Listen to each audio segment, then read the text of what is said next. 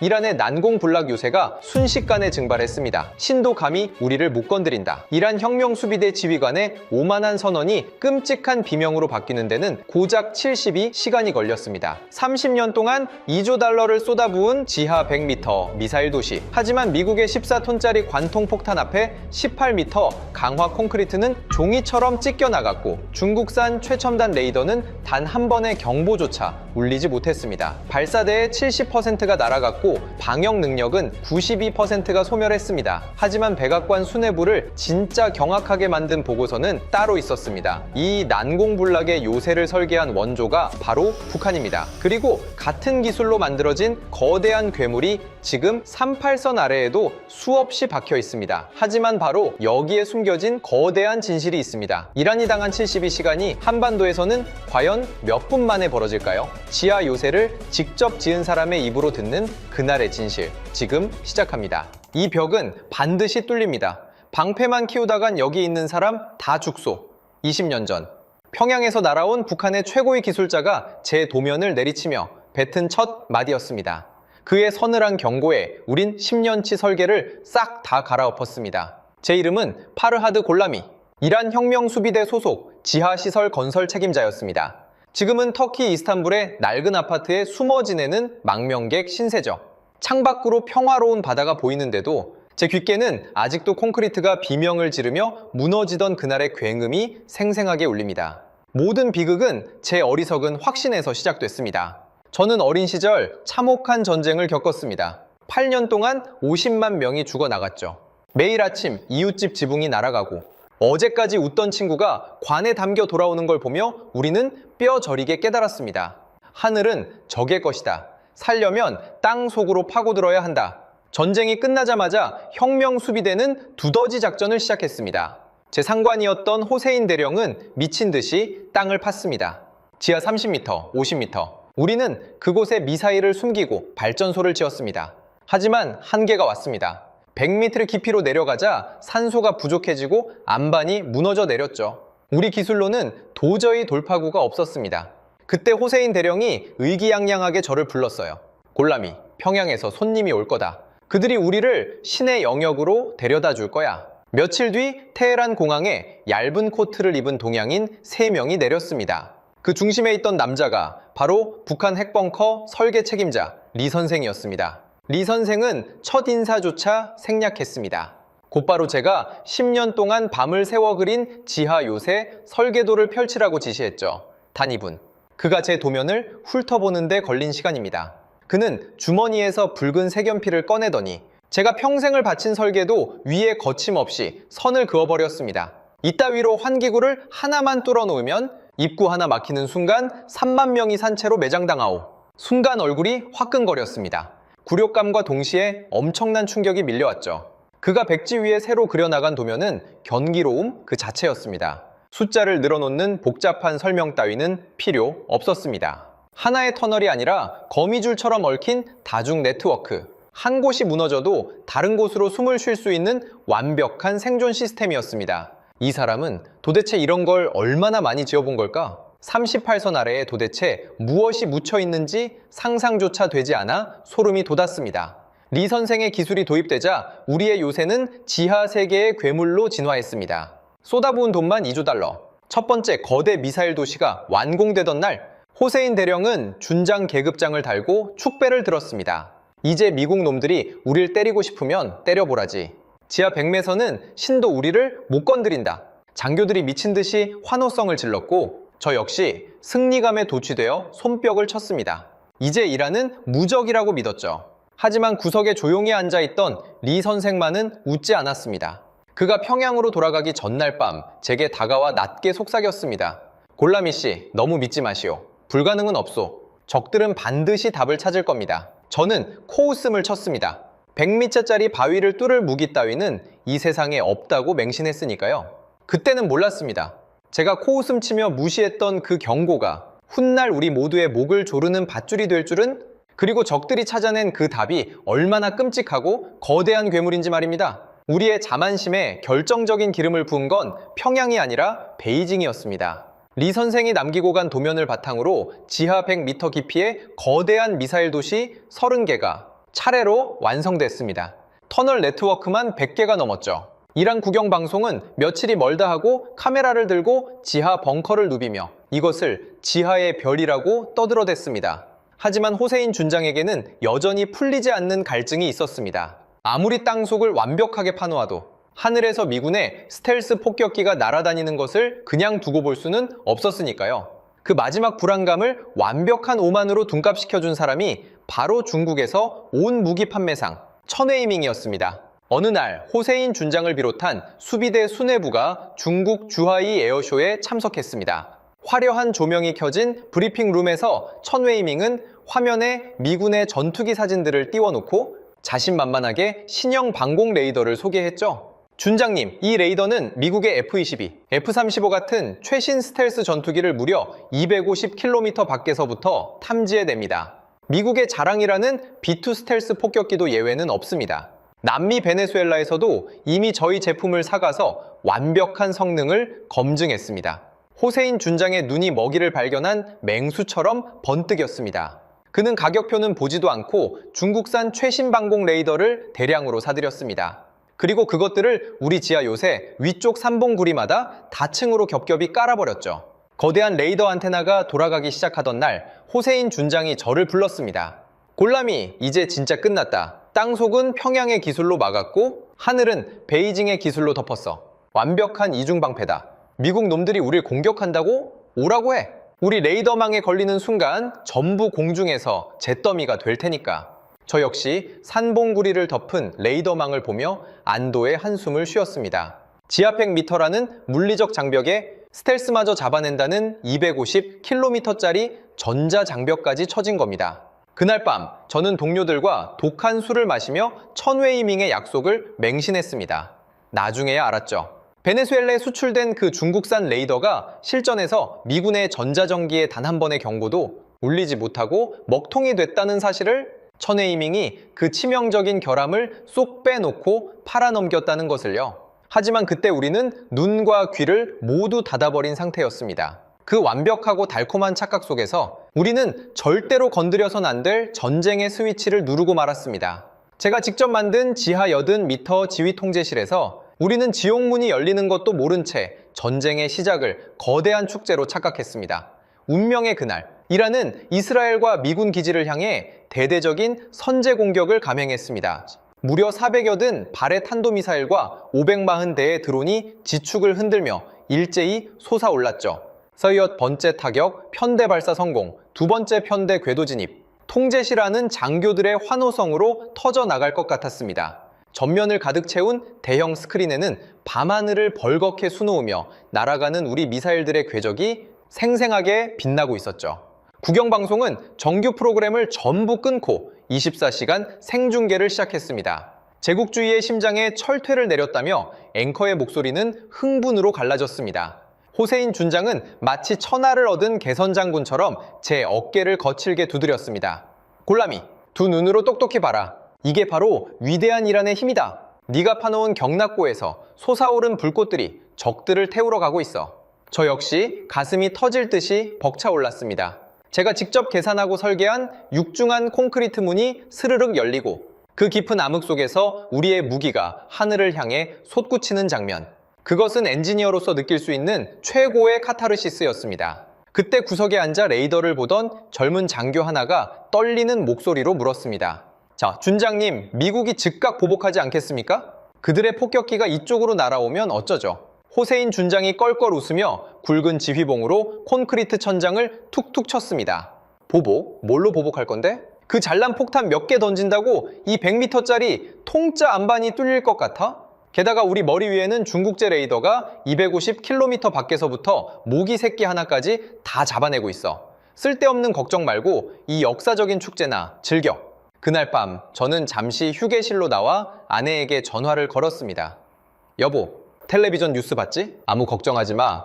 내가 있는 이곳은 지구상에서 가장 안전한 곳이야. 적들은 우리 머리카락 한 올도 건드리지 못할 테니까. 그것이 제가 아내에게 한 마지막 거짓말이 될 줄은, 그리고 이 통제실에 있던 절반 이상의 동료들을 영영 다시 보지 못하게 될 줄은 꿈에도 몰랐습니다. 우리가 샴페인 잔을 부딪히며 승리에 도취되어 있던 바로 그 시간.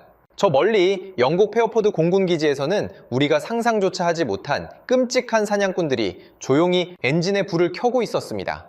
여기서 잠시 시점을 돌려보겠습니다. 이 모든 오만의 잔치를 8,000km 밖에서 냉정하게 지켜보고 있던 사람, 당시 미 공군 B2 비행단 작전 장교였던 브렛 콜맨의 증언입니다. 이란이 수백 발의 미사일을 쏘아 올린 직후 우리 기지는 무서울 정도로 차분하고 고요했습니다. 분노나 흥분 따위는 없었죠. 그저 이미 예정된 수술을 집도하러 가는 차가운 외과 의사들 같았습니다. 콜맨의 말대로 그것은 거친 폭격이 아니라 정밀하게 계산된 외과 수술이었습니다. 영국 활주로에는 B-1B 랜서 폭격기 15대와 B-52 폭격기 6대가 어둠 속에서 도열했습니다. 미 공군에서 18년을 복무한 콜맨조차 등골이 서늘해질 만큼 역사상 유례를 찾기 힘든 최대 규모의 출격이었습니다. 그들의 브리핑은 잔인할 만큼 단순하고 명확했습니다. 이름하여 4단계 생명줄 차단작전. 지하로 들어가는 문을 막는다. 숨쉬는 환기구를 틀어 막는다. 전력을 끊는다. 통신선을 자른다. 이란의 미사일을 하나하나 요격하는 것이 아니라 아예 100m 땅속의 산채로 매장해 버리겠다는 끔찍한 선언이었습니다. 이 작전을 위해 폭격기들은 멀리서 쏘는 순항 미사일을 전부 떼어내고 직접 적의 머리 위로 날아가 수직으로 내리꽂는 2000파운드 GPS 유도폭탄으로 무장했습니다. 하지만 작전의 진짜 핵심은 영국에서 출발한 이 폭격기들이 아니었습니다. 미주리주 화이트먼 공군기지에서 이미 이륙을 마친 진짜 유령, 바로 B2 스텔스 폭격기였습니다. 기체단 한 대의 가격만 무려 3조 원. 그리고 이 새까만 유령의 뱃속에 품고 있는 무기가 바로 우리의 지하 요새를 완벽한 지옥으로 만들어버릴 GBU-57 관통폭탄이었습니다. 무게 14톤, 길이 6m, 직경 80cm. 오직 B2 폭격기만이 운반할 수 있는 이 미친 괴물은 하늘에서 떨어져 강화 콘크리트 18m를 두부 썰듯 뚫고 들어간 뒤 지하 깊숙한 목표 지점에 도달해서야 기폭하는 지연신관을 달고 있었습니다. 2400kg의 고폭탄을 실은 14톤짜리 강철 기둥이 음속으로 땅을 파고든다고 상상해 보십시오. 그것은 단순한 폭탄이 아니라 땅속을 향해 쏘아보내는 신의 창이었습니다. 이란 놈들은 자기들 머리 위에 덮어둔 중국제 레이더만 믿고 아주 평온하게 있더군요. 콜맨이 인터뷰에서 냉소적인 미소를 지으며 회상했습니다. B2 폭격기를 본 적 있냐고요? 당연히 없겠죠. 레이더에도 안 걸리고 눈에도 안 보입니다. 그게 우리가 전투기 한 대에 3조 원을 쏟아부은 이유니까요. 모든 비행 준비가 끝났습니다. 이제 B2 폭격기가 일한 영공에 진입하기만 하면 되었습니다. 중국 기술자 천웨이밍의 침튀기는 장담대로라면 우리가 있던 지하 80m 통제실의 방공 레이더 화면이 미친 듯이 전멸하며 비상경보가 터져야만 했죠. 하지만 폭탄이 우리 머리 위로 곧장 떨어지기 직전까지 우리의 최고급 중국산 레이더 화면은 죽은 사람의 심전도처럼 기괴할 정도로 텅 비어 있었습니다. 다시 제 시점으로 돌아오겠습니다. 그날 새벽 지하 80m 지휘 통제실. 저는 대형 스크린에 띄워진 방공 레이더 화면을 뚫어져라 쳐다보고 있었습니다. 화면은 믿을 수 없을 만큼 깨끗했습니다. 깜빡이는 붉은 점 하나, 경보음 한 번 울리지 않았죠. 호세인 준장은 커피를 마시며 여유롭게 웃었습니다. 거 봐라. 겁먹은 미국 놈들은 이란 영공 근처에도 못 온다니까. 천웨이밍 그 친구. 물건 하나는 확실하게 만들었어. 하지만 그것은 무지가 낳은 끔찍한 착각이었습니다. 화면이 깨끗했던 건 적이 없어서가 아니라 우리의 눈이 완전히 멀어버렸기 때문이었습니다. 나중에 미군이 발표한 자료를 보고서야 저는 진실을 알았습니다. B2 스텔스 폭격기가 들어오기 직전 미군의 전자전기인 EA-18G 그라울러 편대가 먼저 우리 영공을 훑고 지나갔던 겁니다. 그들은 굳이 폭탄을 떨어뜨리지 않았습니다. 대신 중국산 레이더가 뿜어내는 주파수를 조용히 읽어내고 기만 전파를 쏘아 레이더망을 하얗게 마비시켰죠. 그리고는 정확한 레이더 기지의 좌표를 뒤따라오는 폭격기들에게 넘겨주었습니다. 천웨이밍이 자랑하던 250km 밖에서 스텔스기를 잡는다는 그 환상적인 기능은 실전에서 단 한 번도 작동하지 않았습니다. 베네수엘라에서 2번이나 먹통이 됐던 그 치명적인 결함이 이란의 하늘에서도 똑같이 반복된 겁니다. 적들은 이미 우리 집 안방 문 앞까지 걸어왔는데 집 지키는 개는 짖기는커녕 소리 없이 목이 졸려 죽어버린 꼴이었죠. 저 준장님, 통신망에 이상한 레이더병이 다급하게 소리치는 순간이었습니다. 우르르릉 지하 80m. 결코 그 어떤 외부의 소리도 닿을 수 없다고 믿었던 그 깊은 땅 속으로 무언가 거대하고 둔탁한 파동이 전해졌습니다. 소리라기보다는 온몸의 뼈를 통째로 흔드는 거대한 진동이었습니다. 그 순간 10년 전 리 선생이 무심하게 던졌던 한마디가 제 내내의 뇌리를 스치고 지나갔습니다. 그들은 언젠가 답을 찾을 겁니다. 네, 그들은 마침내 찾은 겁니다. 우리의 눈을 가리고 심장에 비수를 꽂아 넣을 완벽한 해답을 말입니다. 그리고 첫 번째 폭탄이 터지며 우리가 만든 거대한 무덤의 문이 열렸습니다. 지하 80m에서 느끼는 폭격은 지상과는 완전히 다릅니다. 불꽃이나 파편이 튀지는 않지만 거대한 산 전체가 하나의 생명체처럼 울렁거리는 그 감각은 인간의 이성을 마비시킵니다. 무슨 일이야? 방금 그 진동 뭐야? 호세인 준장이 들고 있던 커피잔을 떨어뜨리며 비명을 질렀습니다. 대답을 듣기도 전에 두 번째, 세 번째 진동이 연달아 통제실을 강타했습니다. 1m 덮개의 콘크리트 천장이 갈라지며 하얀 먼지가 폭포수처럼 쏟아져 내렸습니다. B2 폭격기가 떨어뜨린 14톤짜리 GBU 57 관통 폭탄이 우리가 자랑하던 100m짜리 안반을 파고들어 기폭한 겁니다. 미군은 이란이 보유한 30여 개의 지하 미사일 도시를 향해 첫날 하루에만 무려 900개의 목표물에 폭탄을 쏟아부었습니다. 그들의 목표는 지하 시설물을 단번에 으깨버리는 게 아니었습니다. 콜마인이 브리핑했던 그 4단계의 생명줄 차단 작전. 미군은 우리를 생매장하기 위해 아주 정밀하게 숨통을 조여오기 시작했습니다. 보고합니다. 3번 출입구가 붕괴됐습니다. 외부와 연결된 메인 터널이 막혔습니다. 통신병의 절규에 제 심장이 덜컥 내려앉았습니다. 3번 출입구. 그것은 10년 전 제가 직접 하중을 계산하고 내력벽을 설계했던 이 지휘소의 가장 튼튼한 대문이었습니다. 유도 폭탄이 정확히 출입구의 약점을 때려 수만 톤의 바위 더미로 문을 틀어막아 버린 겁니다. 예비 통로가 있잖아. 당장 7번 게이트를 열어. 호세인 준장이 핏대를 세우며 명령했지만 돌아온 대답은 우리를 나락으로 밀어 넣었습니다. 7번 게이트도 날아갔습니다. 지상으로 통하는 환기구 3곳 중 2곳도 피격당했습니다. 미군은 쥐구멍을 막고 연기를 피우듯 우리의 출입구와 환기구를 최우선으로 날려버렸습니다. 지휘소 안의 산소 농도가 미세하게 떨어지는 것이 피부로 느껴졌습니다. 수백 명의 장교와 병사들이 갇힌 지하 밀폐 공간. 공기가 줄어든다는 사실을 인지하는 순간 사람들은 집단적인 패닉에 빠졌습니다. 누군가는 기도하듯 벽을 붙잡고 울부짖었고 누군가는 방독면을 찾으며 발버둥 쳤습니다. 이곳은 더 이상 난공불락의 요새가 아니었습니다. 제가 10년 동안 정성 들여 설계하고 지어 올린 거대한 콘크리트 관짝에 불과했죠. 하지만 1일차의 공포는 서막일 뿐이었습니다. 다음 날 새벽, 미군이 세 번째 생명줄마저 끊어버리자 우리는 인간이 느낄 수 있는 궁극의 칠흑과 마주하게 됩니다. 작전 2일차. 미군은 전력 인프라와 통신시설을 집중적으로 타격했습니다. 하루 동안 무려 300개의 핵심 목표물이 잿더미로 변했죠. 새벽 2시쯤이었습니다. 머리 위에서 둔탁한 파열음이 연달아 들리더니 통제실 전체를 밝히던 조명이 일제히 꺼졌습니다.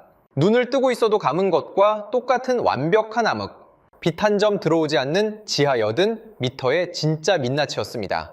비상 발정이 돌려 빨리. 어둠 속에서 누군가 미친 듯이 소리쳤고 10초 뒤 덜컹거리는 소리와 함께 비상등의 희미한 붉은 빛이 들어왔습니다. 메인 발전소가 날아갔습니다. 외부 전력 공급 완전 차단. 비상 발정이 연료로는 최대 3시간 버틸 수 있습니다.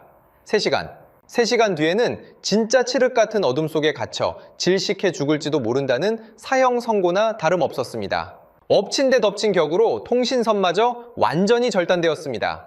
유선 전화, 암호화된 군사 통신망, 심지어 외부로 연결되는 무선 안테나까지 모두 박살났습니다. 우리는 세계 최강이라 믿었던 요새 안에 갇힌 장님 귀머거리가 되었습니다. 위에서 무슨 일이 벌어지고 있는지, 이란이 반격은 하고 있는지, 지상에 있는 우리 가족들은 살아있는지 아무것도 알 수 없었습니다. 폭탄이 터지는 소리조차 들리지 않는 그 무서운 정적과 철저한 고립감. 저는 손전등을 켜서 조심스럽게 주변을 비춰보았습니다. 그리고 믿을 수 없는 광경을 목격했습니다. 이 지하 100m에서는 신도 우리를 못 건드린다며 떵떵거리던 호세인 준장. 그의 얼굴은 땀과 먼지로 범벅이 된 채 하얗게 질려 있었습니다. 덜덜 떨리는 손으로 권총을 만지작거리는 그의 두 눈동자에는 짐승 같은 공포가 서려 있었죠. 전쟁을 주도하던 최고 지휘관의 그 비참한 모습은 이란이 자랑하던 군사력의 실체와 똑같았습니다. 겉으로는 무적을 외쳤지만 속으로는 압도적인 기술력 앞에 벌벌 떨고 있었던 겁니다. 결국 비상발정기의 붉은 불빛이 껌벅거리다 마침내 숨을 거두었습니다. 완전한 암흑이 찾아왔고 여기저기서 흐느끼는 소리와 헐떡이는 숨소리만 들려왔습니다. 그렇게 생지옥 같던 3일차 아침, 끊어졌던 통신망 중 하나가 기적적으로 지상과 연결되었습니다. 다급하게 헤드셋을 쓴 통신병의 입술이 파르르 떨리기 시작했습니다. 하지만 그가 전해준 바깥 세상의 소식은 차라리 우리가 이 땅 속에서 영원히 눈을 감는 편이 나았을 만큼 참혹하고 절망적이었습니다. 발사대가 전부 침묵했습니다. 우리가 보유한 미사일 발사대의 70%가 흔적도 없이 날아갔답니다. 통신병의 목소리는 갈라져 있었습니다. 3일 차참 겨우 연결된 통신망 너머로 들려온 지상의 상황은 상상을 초월했습니다. 미군은 1일차 900개, 2일차 300개에 이어 3일째 500개의 목표물을 추가로 타격했습니다.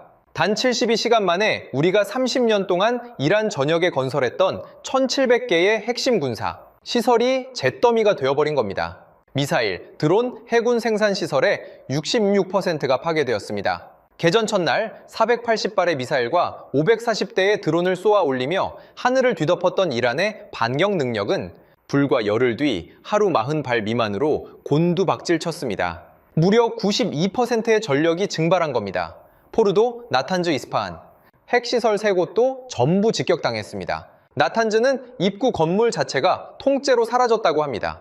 통제시라는 무덤처럼 조용해졌습니다. 포르도, 산 깊숙한 곳에 지어져 그 어떤 폭격에도 끄떡없을 거라 장담했던 그곳마저 뚫렸다는 뜻이었죠. 나중에 공개된 위성사진을 보면 포르도의 산등성이에는 마치 거인이 드릴로 뚫어놓은 듯한 6개의 거대한 관통구멍이 선명하게 남아있었습니다. 미군이 더블탭, 즉 같은 좌표에 2번 연속으로 14톤짜리 폭탄을 때려 박은 흔적이었습니다.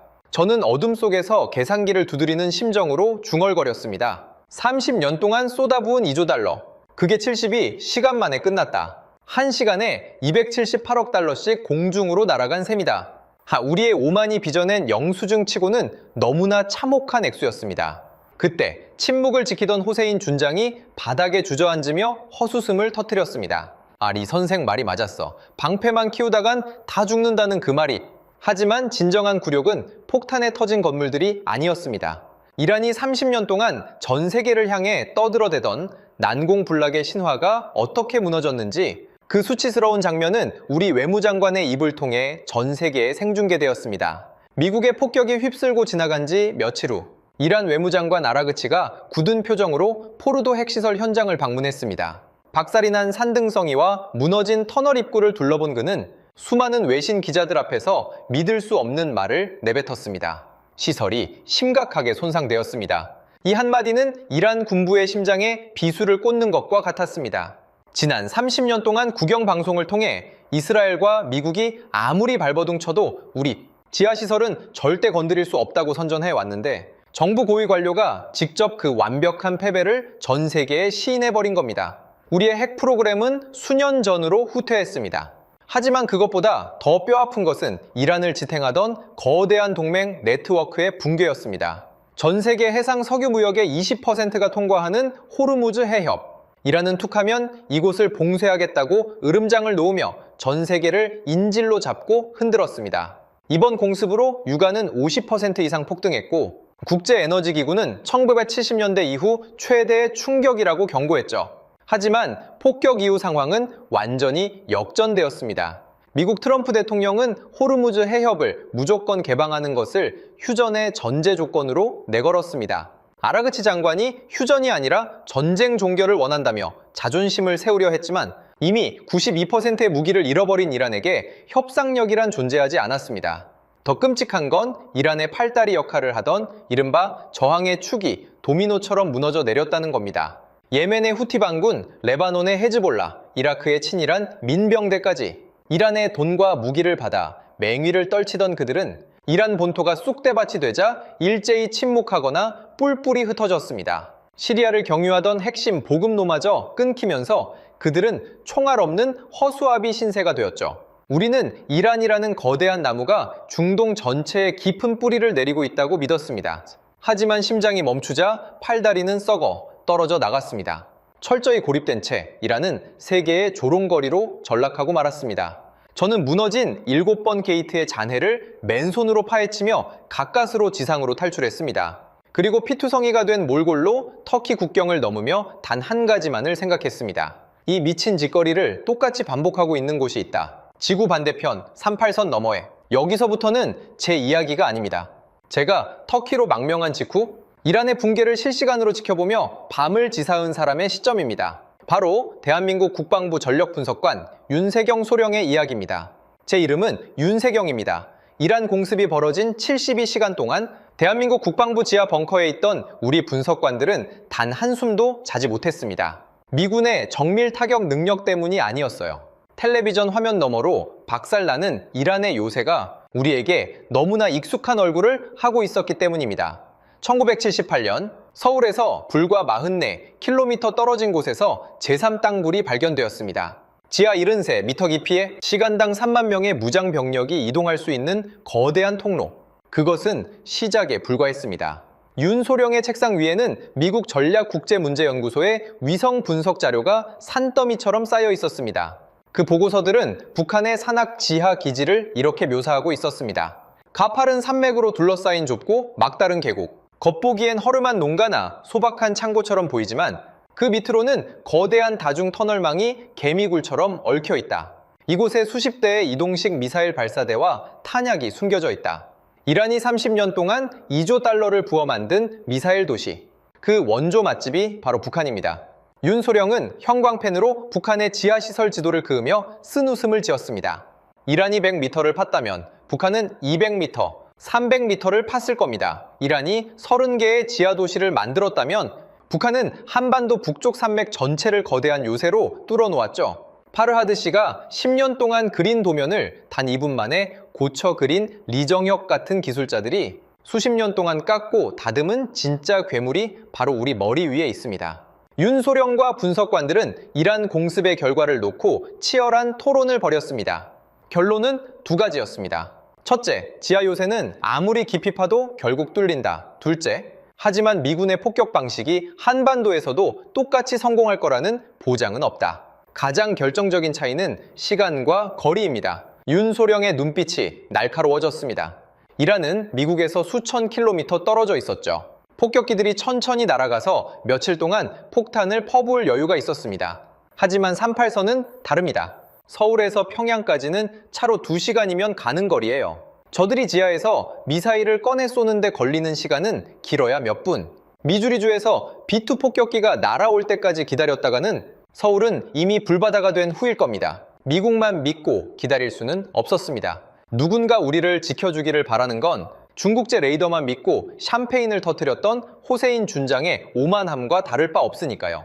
그래서 대한민국은 이미 오래전부터 무서운 계획을 조용히 실행에 옮기고 있었습니다. 이란의 요새가 무너지기 훨씬 전부터 말입니다. 우리가 먼저 때려야 합니다. 그것도 아주 빠르고 정확하게. 윤세경 소령이 보고서의 첫 장에 굵은 펜으로 적어 넣은 문장입니다. 이란에서 미군이 보여준 4단계 생명줄 차단 작전, 문을 막고 숨통을 조이고 불을 끄고 귀를 멀게 하는 그 완벽한 외과 수술을 대한민국은 미군의 도움 없이 독자적으로 해내야만 했습니다. 그 해답이 바로 대한민국 삼축 체계의 핵심, 킬체인이었습니다. 킬체인의 개념은 아주 단순하면서도 극도로 잔인합니다. 윤소련기 스크린에 한국군의 작전 개념도를 띄우며 설명했습니다. 적의 도발 징후가 포착되면 묻지도 따지지도 않고 선제 타격하는 겁니다. 탐지, 결심. 타격에 이르는 전 과정을 단 30분 안에 끝내야 하죠. 이란 작전처럼 며칠을 두고 여유롭게 폭탄을 떨어뜨리는 게 아니라 북한 미사일이 경났고 문을 열고 나오려는 그 찰나의 순간에 머리를 날려버리는 겁니다. 올해 대한민국 국방 예산은 약 61조 원, 그중 삼축체계 강화에만 무려 8조 8천억 원이 배정되었고 킬체인 타격 능력 확보에만 3조 원 이상이 투입되었습니다. 세계 어느 나라도 방어용 선제 타격 무기에 이렇게 천문학적인 돈을 쏟아붓지는 않습니다. 오직 한반도라는 특수한 화약고에서 살아남기 위한 처절한 몸부림이죠. 한국군은 킬체인의 눈과 주먹을 완성하기 위해 전 세계의 무기 시장을 싹쓸이하다시피 했습니다. 그 첫 번째 주먹이 바로 F-35A 스텔스 전투기입니다. 미국이 B-2 폭격기를 띄워 이란의 방공망을 유린했던 것처럼 한국은 F-35A를 최전선에 내세웠습니다. 레이더에 잡히지 않고 북한 영공 깊숙이 침투해 지하 벙커의 입구에 정밀 유도 폭탄을 꽂아 넣는 보이지 않는 암살자. 한국은 이 스텔스기를 추가 도입하며 킬체인의 창끝을 더욱 날카롭게 갈았습니다. 하지만 전투기만으로는 부족합니다. 날아가는 시간조차 아까우니까요. 윤소령의 손끝이 지도 위를 향했습니다. 대한민국 곳곳에 배치된 미사일 기지들. 그곳에는 괴물이라 불리는 한국형 지대지 탄도미사일, 현무, 시리즈가 또아리를 틀고 있었습니다. 세계 최고의 벙커버스터로 꼽히는 미국의 GBU-57이 B-2 폭격기에 실려 하늘에서 떨어진다면 우리의 현무는 땅에서 직접 솟아올라 북한의 지하 100m 요새를 향해 시속 수천 킬로미터로 내리꽂힙니다. 수토니의 탄두를 달고 음속의 몇 배로 떨어지는 현무의 운동 에너지는 그 어떤 강화 콘크리트라도 단번에 뚫어버릴 수 있는 무시무시한 파괴력을 자랑하죠. 여기에 킬체인을 보완하는 KAMD와 KMPR까지. 대한민국은 방패를 세우는 동시에 언제든 적의 심장을 도려낼 준비를 마친 창을 등 뒤에 숨기고 있었습니다. 이란 공습을 지켜보며 우리 군 수뇌부가 가장 안도했던 부분이 뭔지 아십니까? 윤소령이 차가운 미소를 지었습니다. 북한이 리정혁 같은 천재들을 동원해 아무리 땅을 깊게 파고 미사일을 숨겨봤자 결국 우리의 타우러스 미사일과 현무 앞에서는 거대한 무덤에 불과하다는 사실을 눈으로 확인했다는 겁니다. 미군이 이란에서 증명한 것을 우리는 38선에서 훨씬 더 빠르고 치명적으로 증명할 수 있습니다. 주변국들도 이 살벌한 군비 경쟁을 숨죽여 지켜보고 있었습니다. 일본은 사상 최대인 580억 달러의 국방 예산을 편성하며 재무장의 속도를 냈고 동아시아 전체가 언제 터질지 모르는 화약고처럼 끓어오르고 있었죠. 하지만 윤세경 소령의 보고서 마지막 장에는 그 어떤 첨단 무기보다 더 묵직하고 서늘한 경고가 적혀 있었습니다. 그것은 기술의 문제가 아니라 인간의 어리석음에 대한 통렬한 지적이었습니다. 다시 제 시점으로 돌아오겠습니다. 터키 이스탄불의 좁은 아파트 방구석. 저는 노트북 자판을 두드리며 이 끔찍한 고백록의 마지막 장을 천천히 넘기고 있습니다. 제가 목숨을 걸고 국경을 넘어 이 이야기를 세상에 알리는 이유는 단 하나입니다. 제가 저질렀던 그 오만하고 어리석은 실수를 지구 반대편에 누군가가 똑같이 반복하지 않기를 바라서입니다. 전쟁은 숫자나 무기 재원표로 결정되는 게 아닙니다. 저는 30년 동안 두꺼운 콘크리트 벽과 복잡한 환기 시스템의 수치를 계산하며 그것이 우리를 지켜줄 절대 반지라고 맹신했습니다. 하지만 미군의 폭격이 시작되고 통제실에 불이 꺼진 순간 저는 뼈저리게 깨달았습니다. 우리가 만든 것은 난공불락의 요새가 아니라 우리 스스로를 가둬버린 거대한 쥐구멍이었다는 사실을요. 리 선생이 이란을 떠나기 전날 밤 제게 남겼던 그 서늘한 경고를 저는 평생 잊을 수 없습니다. 골라미 씨, 우리는 시간을 버는 장치를 만들었을 뿐이오. 영원한 방패 따위는 없소. 폭탄이 더 커지기 전에 우리가 먼저 쏘는 것. 그게 지하 요새의 진짜 목적이오. 그의 말은 정확했습니다. 방어는 결국 공격을 위한 수단이어야 했습니다. 하지만 이란 군부는 그 수단을 맹신한 나머지 자신들이 언제든 공격당할 수 있다는 현실을 망각해버린 겁니다. 중국제 레이더가 하늘을 지켜주고 지하 100m가 땅을 지켜준다는 그 달콤한 착각 속에서 우리는 서서히 죽어가고 있었던 거죠. 제가 설계한 3번 출입구가 무너지던 그 순간 저는 제 손으로 이란 청년들의 무덤을 팠다는 죄책감에 미쳐버릴 것만 같았습니다. 환풍구가 막히고 산소가 줄어들 때 숨을 헐떡이며 저를 원망스럽게 쳐다보던 부하들의 눈빛을 저는 아직도 꿈에서 봅니다. 호세인 준장은 끝까지 신도 우릴 못 건드린다고 큰 소리 쳤지만 그는 결국 그 어두운 지하 80m에서 권총을 쥔 채 두려움에 떨며 최후를 맞이했습니다. 나중에 생존자들을 통해 전해 들은 이야기였습니다. 오만의 대가는 그렇게 참혹하고 비참했습니다. 대한민국 국민 여러분, 그리고 군 수뇌부 여러분, 여러분의 머리 위에는 이란의 미사일 도시보다 훨씬 더 깊고 더 악랄하게 얽혀있는 북한의 지하 요새가 도사리고 있습니다. 제가 단 2분 만에 굴복했던 리정혁 같은 북한의 천재들이 수십 년 동안 피땀 흘려 만들어 놓은 거대한 괴물 말입니다. 그들이 그 요새를 과신하여 선제 공격의 버튼을 누르는 순간 한반도는 이란이 겪었던 70이 시간과는 비교도 할 수 없는 끔찍한 불지옥이 될 것입니다. 그래서 저는 한국군의 킬체인 전략을 보고 깊은 안도감을 느꼈습니다. 방패 뒤에 숨어 적이 오기만을 기다리지 않고 적이 칼을 뽑기 전에 먼저 손목을 잘라버리겠다는 그 차갑고도 현실적인 판단. 그것이야말로 이란의 실패에서 배운 가장 완벽한 해답입니다. 미국의 전략 폭격기가 날아오기를 기다릴 시간은 없습니다. 여러분의 목숨은 여러분 스스로 지켜야 합니다. 더 빠르고 더 예리하고 더 압도적으로 적의 심장을 겨누십시오. 이것이 지하 100m 생지옥에서 살아 돌아온 한 늙은 엔지니어의 마지막 유언이자 피눈물 나는 경고입니다. 여기서 다시 시점을 워싱턴 DC로 옮겨보겠습니다. 이란의 100m 지하 요새를 쑥대밭으로 만든 미 공군 B2 비행단의 작전 장교 브렛 콜맨의 증언입니다. 작전 종료 후 펜타곤의 브리핑룸은 그야말로 축제 분위기였습니다. 정치인들과 국방부 고위 관료들은 서로 샴페인 잔을 부딪히며 환호했죠. 72시간 만에 1700개의 목표물을 타격하고 이란의 방역 능력을 92%나 날려버렸으니까요. 수치만 보면 완벽한 대승이었습니다. 하지만 콜맨을 비롯한 실무 작전관들의 표정은 밝지 않았습니다. 그들은 대형 스크린에 띄워진 포르도 핵시설에 위성 사진을 말없이 응시하고 있었죠. 산등성이에 선명하게 찍힌 6개의 거대한 관통구멍, 14톤짜리 GBU 57 관통 폭탄이 만들어낸 끔찍한 상처였습니다. 겉보기에는 완벽한 파괴였죠. 하지만 군사 전문가들의 눈에는 그 이면의 진실이 보였습니다. 솔직히 말씀드리죠. 우리는 이란의 지하 요새를 파괴한 게 아닙니다. 그저 입구를 무너뜨리고 마비시켰을 뿐입니다. 콜맨이 무거운 목소리로 고백했습니다. 수치상으로는 압도적인 승리였지만 실무진의 평가는 달랐습니다.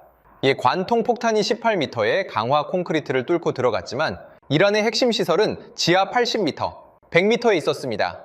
폭탄의 충격파로 터널이 무너지고 환기구가 막혀서 안에 있던 인력들이 생매장당한 건 맞습니다. 하지만 가장 깊은 곳에 숨겨둔 핵물질과 핵심 연구 장비들까지 완벽하게 증발해 샜는가? 그건 아무도 장담할 수 없습니다.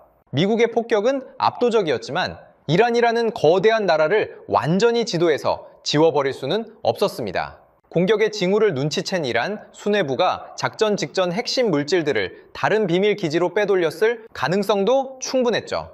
우리는 이란의 핵 프로그램을 5년, 어쩌면 10년 정도 늦췄을 뿐입니다. 완전한 종결이 아니라 치명적인 지연 작전이었던 셈이죠.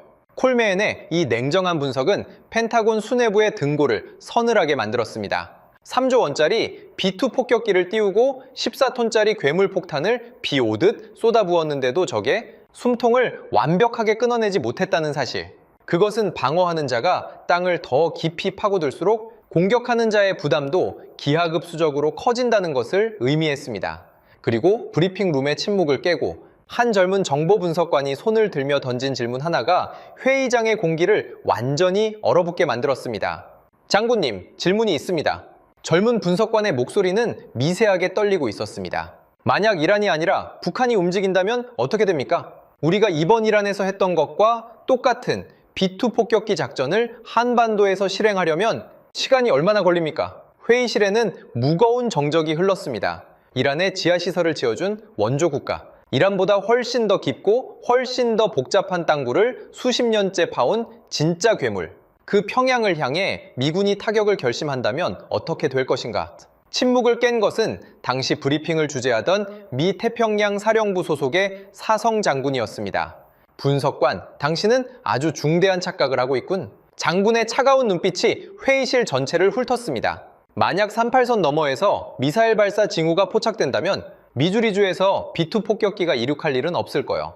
왜냐고? 우리가 태평양을 건너가기도 전에 한국군이 이미 상황을 종료시켜 놓을 테니까. 콜마에는 그 순간 회의실에 있던 미국 장성들의 얼굴에 떠오르던 미묘한 표정을 잊을 수 없다고 회고했습니다. 그것은 동맹국에 대한 든든함과 동시에 두려움에 가까운 경외감이 섞인 표정이었습니다.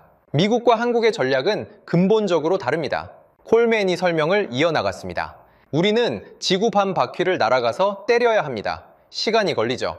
하지만 한국은 담장 하나를 사이에 두고 적과 마주보고 있습니다. 한국군의 킬체인은 장거리 폭격이 아니라 초근접 즉각 사살을 목적으로 합니다.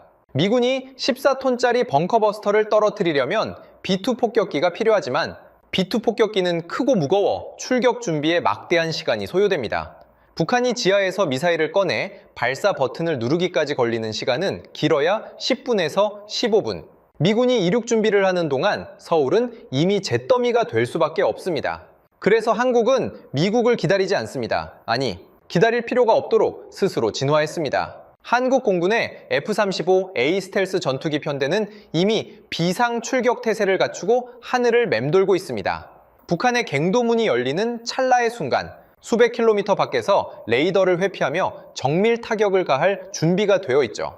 하지만 미군을 진짜 경악하게 만든 것은 하늘에 떠 있는 전투기가 아니었습니다. 땅속 깊은 곳에서 숨죽이고 있는 대한민국의 독자적인 괴물 무기였습니다. 항옥을 과소평가하지 마십시오. 그들은 B2 폭격기 없이도 지하 100m 요새를 무너뜨릴 완벽한 해답을 이미 완성했습니다. 콜맨이 대형 스크린에 띄운 영상은 미군 수뇌부의 입을 떡 벌어지게 만들었습니다. 그것은 대한민국이 극비리에 개발해 세계를 경악시킨 괴물 미사일 현무5의 시험 발사 장면이었습니다. 미국의 GBU-57이 비행기에서 떨어뜨리는 중력 폭탄이라면 대한민국의 현무5는 지상에서 우주로 솟아올랐다가 마하 10 이상의 엄청난 속도로 목표물을 향해 내리꽂히는 탄도미사일입니다. 현무5의 탄두 중량은 무려 8톤에서 9톤. 세계에서 가장 무거운 재래식 탄두를 장착한 이 미사일은 폭발력으로 건물을 부수는 게 아닙니다. 음속의 10배가 넘는 속도와 9톤의 질량이 만나 땅바닥에 격돌하는 순간 그 엄청난 운동 에너지가 인공지진을 일으켜 거대한 산 자체를 붕괴시켜버립니다. 상상해 보십시오. 콜마인이 마른 침을 삼키며 말했습니다. 북한의 지하 100m 벙커 위로 9톤짜리 강철 덩어리가 마하 10의 속도로 내리꽂힙니다. 터널 입구를 막고 자시고 할 수준이 아닙니다. 지진파가 안반을 박살내고 갱도 전체가 우그러지며 안에 있는 모든 생명체를 압사시켜버립니다. 방사능 오염 없는 완벽한 지하시설, 압살 무기. 그게 바로 대한민국의 현무5입니다. 이란의 요새가 70이 시간 만에 무너지는 것을 보며 전 세계가 미국의 화력에 경악할 때 워싱턴의 군사 전문가들은 조용히 대한민국을 향해 시선을 돌렸습니다. 미국이라는 초강대국이 수조 원의 돈을 들여 비행기를 띄워야만 할 수 있는 일을 인구 5천만의 작은 나라 대한민국은 버튼 하나로 단 15분 만에 해결할 수 있는 독자적인 시스템을 구축해 놓은 겁니다. 이 사실이 무엇을 의미할까요? 이란 공습의 결과를 위성으로 지켜보던 북한 수뇌부의 분위기는 그야말로 초상집이었습니다. 자신들이 이란에 전수해준 기술이 자랑스럽기는커녕 14톤짜리 폭탄 몇 발에 30개 지하 도시의 숨통이 끊어지는 것을 두 눈으로 똑똑히 목격했으니까요. 우리가 파놓은 100m, 200m짜리 땅굴이 절대 안전지대가 아니구나. 미군의 폭격기뿐만 아니라 휴전선 바로 밑에서 우리를 겨누고 있는 남조선의 현무 미사일이 날아오면 우리는 이 땅 속에서 꼼짝없이 생매장 당하겠구나. 평양의 그 차가운 지하 벙커 안에서 리정혁 같은 북한의 엘리트 기술자들은 등골을 타고 흐르는 식은땀을 닦아내야만 했을 것입니다. 자신들이 30년 동안 이빨을 갈며 닦아온 창과 방패가 한강의 기적을 이룩하며 세계 6위의 군사강국으로 도약한 대한민국의 압도적인 방위산업. 앞에서는 그저 초라한 모래성에 불과하다는 것을 깨달았기 때문입니다. 그날 밤 백악관 안보회의를 마치고 나온 콜맨은 하늘을 올려다보며 이렇게 중얼거렸다고 합니다. 극동의 작은 나라, 우리는 항상 그들을 우리의 보호 아래 둬야 한다고 생각했습니다. 하지만 이제는 그들이 우리 어깨를 나란히 할 파트너로 성장했군요.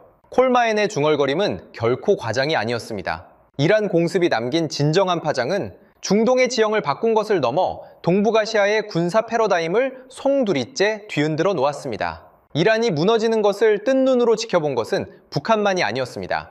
중국과 러시아, 그리고 일본까지. 동아시아의 모든 강대국들은 대한민국의 킬체인과 대량 응징보복 체계를 완전히 새로운 눈으로 바라보기 시작했습니다. 과거 대한민국 군사력은 항상 미군의 우산 아래서 방어에 치중한다는 인식이 강했습니다. 북한이 도발하면 막아내고 미군의 증원 전력이 도착할 때까지 버티는 것. 그것이 수십 년간 굳어진 한반도의 전쟁 시나리오였죠. 하지만 이란 공습은 전 세계에 너무나 명백한 교훈을 던져주었습니다. 방패만 들고 있는 자는 결국 죽는다. 100m 깊이의 안반도, 250km 탐지거리의 레이더도 결국은 뚫리고 말았습니다. 아무리 완벽하게 방어를 구축해도 공격하는 측이 시간적 여유를 가지고 약점을 집요하게 파고들면 언젠가는 무너지기 마련입니다.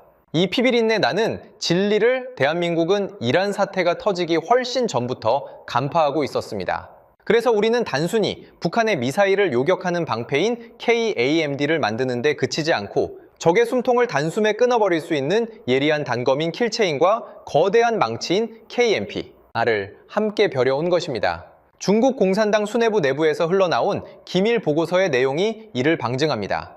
그들은 이란을 쑥대밭으로 만든 미군의 폭격보다 대한민국이 조용히 완성해가고 있는 삼축체계를 더 위협적으로 평가했습니다. 미국의 항공모함은 태평양을 건너오는 데 시간이 걸리지만 한국의 지대지 미사일은 베이징을 사정권에 두고 있다. 특히 지하벙커를 파괴하는 현무 미사일의 파괴력은 재래식 무기의 수준을 넘어섰다.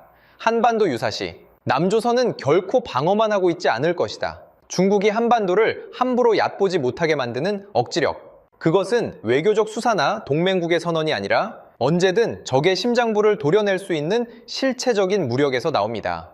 과거 임진왜란이나 병자호란처럼 주변 강대국들의 틈바구니에서 항상 침략당하고 수탈당했던 아픈 역사를 가진 대한민국. 우리는 두 번 다시 같은 비극을 반복하지 않기 위해 뼈를 깎는 노력으로 세계 최고 수준의 방위 산업을 일궈냈습니다.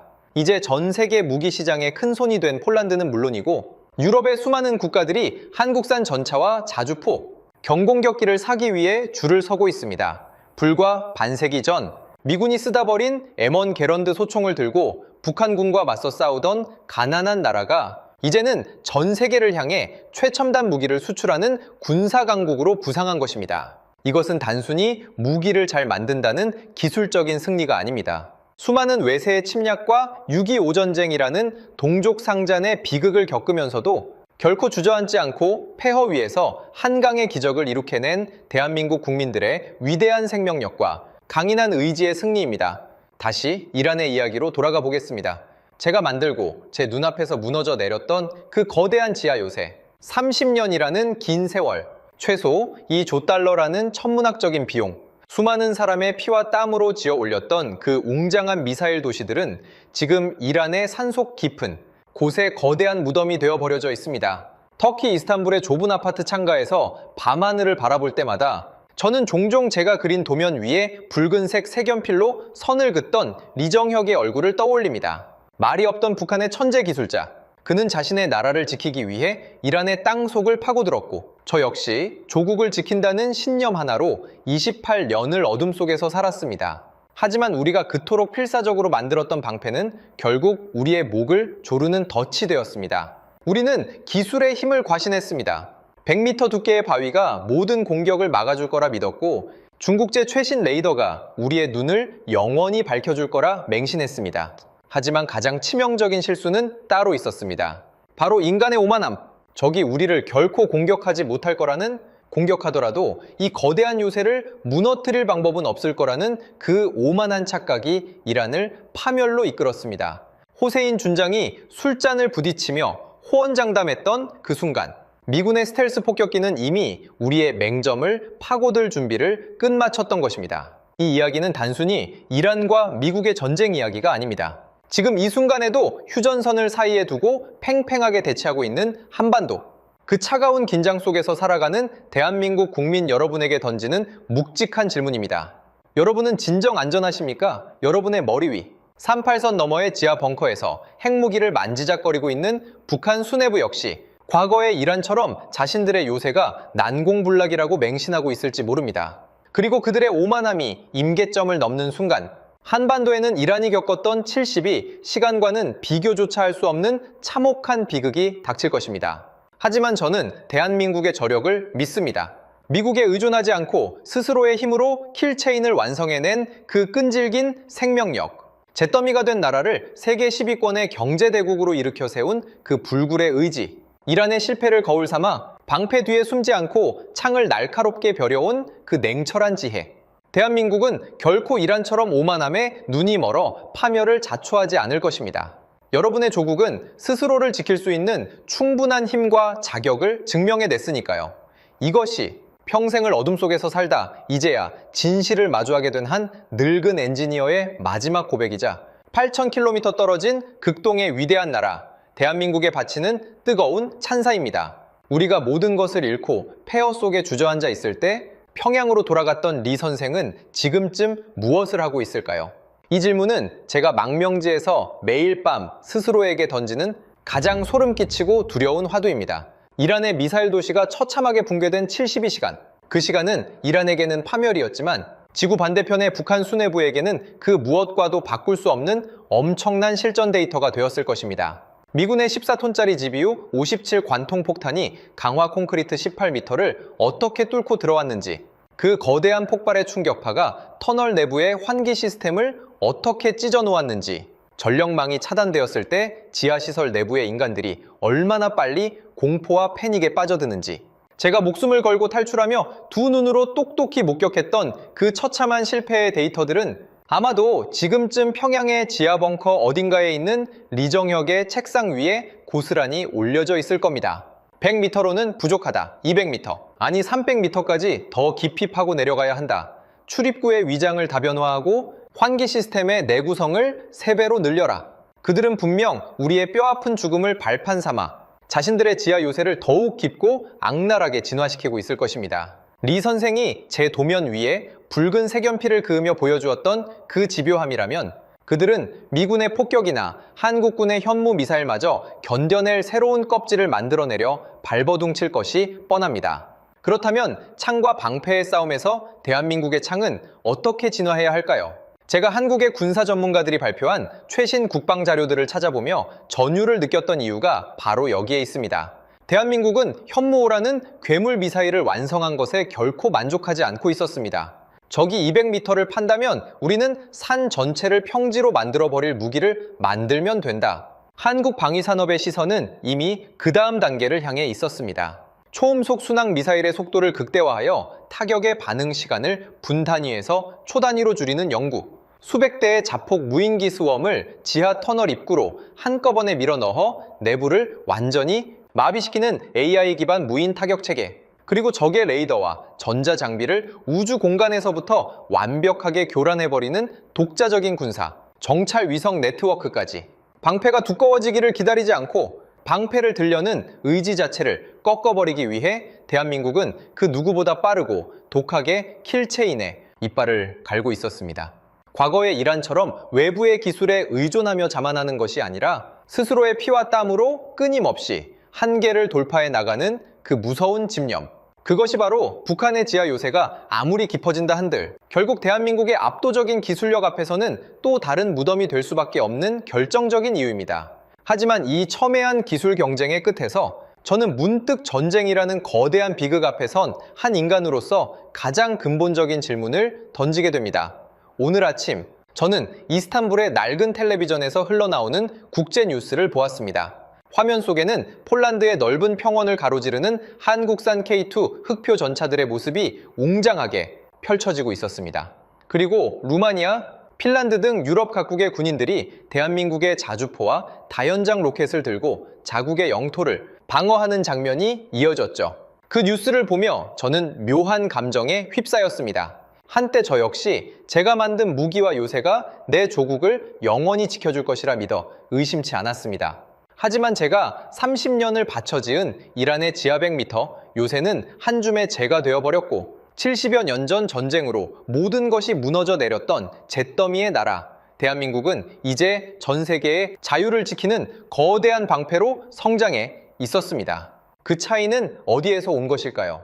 우리는 평양에서 날아온 기술자에게 땅을 파는 법을 구걸했고 중국에서 온 상인에게 돈을 쥐어주며 하늘을 지켜달라고 애원했습니다. 남의 손을 빌려 지은 거짓된 안전망 속에서 오만함에 취해 있을 때 우리는 이미 전쟁에서 지고 있었던 겁니다. 반면 대한민국은 달랐습니다.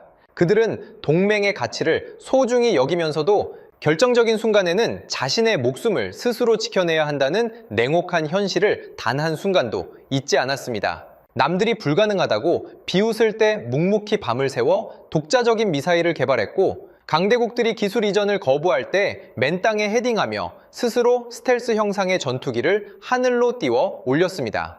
그 눈물겨운 자주의 역사, 타협하지 않은 끈질긴 생존의 의지가 지금의 강력한 대한민국을 만들어낸 진짜 무기였던 것입니다. 이제 제 이야기는 여기서 끝을 맺습니다. 제가 목숨을 걸고 전하는 이 참혹한 70이 시간의 기록이 바다 건너 대한민국 국민들에게 작은 경각심이 되기를 바랍니다.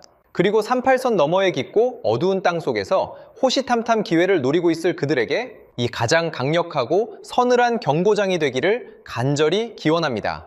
오만함은 파멸을 부르지만 철저한 준비는 평화를 지킵니다. 지금 이 순간에도 보이지 않는 곳에서 조국의 하늘과 땅, 그리고 바다를 지키기 위해 묵묵히 헌신하고 있는 대한민국의 모든 군인들과 방위산업, 연구원들에게 깊은 존경을 표합니다. 여러분이 흘리는 그 땀방울이 내일의 한반도를 지키는 가장 완벽하고 견고한 요새가 될 것입니다. 그렇다면 이 모든 진실을 마주한 전 세계는 과연 대한민국을 향해 어떤 반응을 보이고 있을까요? 그리고 이 극적인 서사가 우리에게 남긴 진짜 과제는 무엇일까요? 지금까지 이란의 100m 지하 요새를 직접 건설했던 혁명수비대 출신 엔지니어 파르하드 골라미의 뼈아픈 고백이었습니다. 그의 떨리는 목소리는 우리에게 수많은 것을 시사합니다. 지구 반대편에서 벌어진 72시간의 참극, 30년이라는 긴 시간과 최소 2조 달러라는 천문학적 비용이 공중으로 증발하는 것을 지켜보며 전 세계 군사 강국들은 일제히 자신들의 국방 체계를 전면 재점검하기 시작했습니다. 하지만 펜타곤의 핵심 브리핑룸과 세계 유수의 군사 연구소들이 내린 결론의 끝에는 항상 대한민국이라는 네 글자가 자리하고 있었습니다. 그들은 깨달았던 겁니다. 이란의 참혹한 실패를 반면교사 삼아 초강대국의 폭격기에만 온전히 기대지 않고 스스로의 힘으로 적의 지하 요새를 초토화할 수 있는 독자적인 킬체인 시스템을 조용히 완성해낸 유일한 나라. 그 나라가 바로 대한민국이라는 사실을 말입니다. 외신들은 앞다투어 한반도를 조명했습니다. 영국의 군사 전문 매체는 이란의 붕괴를 보며 평양은 공포에 떨었지만 서울은 말없이 자신들의 미사일 궤도를 점검했다고 평했고, 중국의 군사 전문가들조차 대한민국의 현무5 미사일을 두고 재래식 무기의 탈을 쓴 전략 무기라며 경계심을 숨기지 못했습니다. 수십 년 전 지도에서 이름조차 생소했던 아시아의 작은 분단국가, 소총 한 자루조차 제 손으로 만들지 못해 외국의 원조 물자만 애타게 기다려야 했던 그 잿더미의 나라가 이제는 마하 10의 속도로 내리꽂히는 9톤짜리 괴물 미사일을 직접 설계하고 있습니다. 하늘을 지배하는 스텔스기를 운용하며 독자적인 정찰 위성으로 적의 숨통을 내려다보고 있죠. 이것은 기적이 아닙니다. 전쟁의 참혹함을 두 번 다시 우리 아이들에게 물려주지 않겠다는 5천만 국민의 처절한 결의, 그리고 이름 없는 수많은 국방과학자들과 방위산업 종사자들이 연구실에서 수없이 밤을 지사으며 흘린 피눈물 나는 땀 방울의 결정체입니다.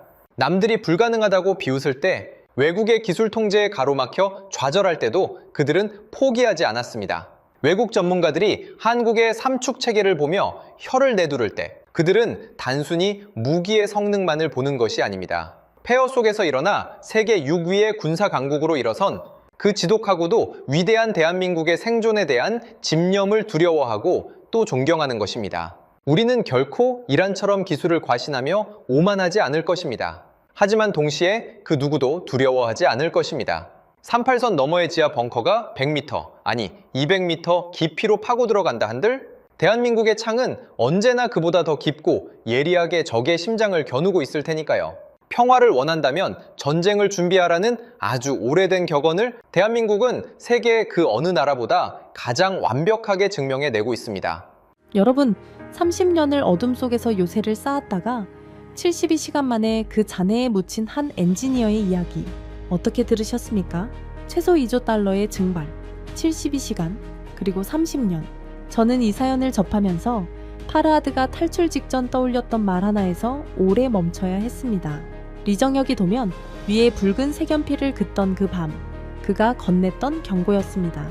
영원한 방패는 없소. 파르하드는 그 말을 들었습니다. 이해했다고 생각했습니다. 그런데도 지하 100m 아래에서 숨통이 막혀오는 순간에야 그 말의 진짜 무게를 알았습니다. 아는 것과 믿는 것은 달랐던 겁니다. 그게 이 이야기의 역설입니다. 이라는 기술이 없어서 무너진 게 아니었습니다. 기술을 너무 믿어서 무너졌습니다. 반면 대한민국은 아무도 안 믿어줄 때 홀로 도면을 그렸고 강대국이 기술 이전을 거부할 때 맨손으로 미사일을 올렸습니다. 그 누가 국방연구소에 불 꺼진 야근 복도를 기억하겠습니까? 그분들은 그냥 오늘 밤의 계산식 하나를 틀리지 않으려 했을 뿐입니다. 그 계산식들이 쌓여 지금 세계가 경외하는 창이 되었습니다. 가슴이 뜨거워지셨다면 댓글에 자주 두 글자만 남겨주십시오. 이 이야기가 더 멀리 닿아야 한다고 생각하신다면 지금 공유해 주십시오.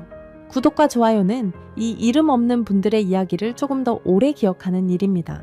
오만함은 파멸을 부르고 그 파멸은 언제나 조용히 예고되었습니다.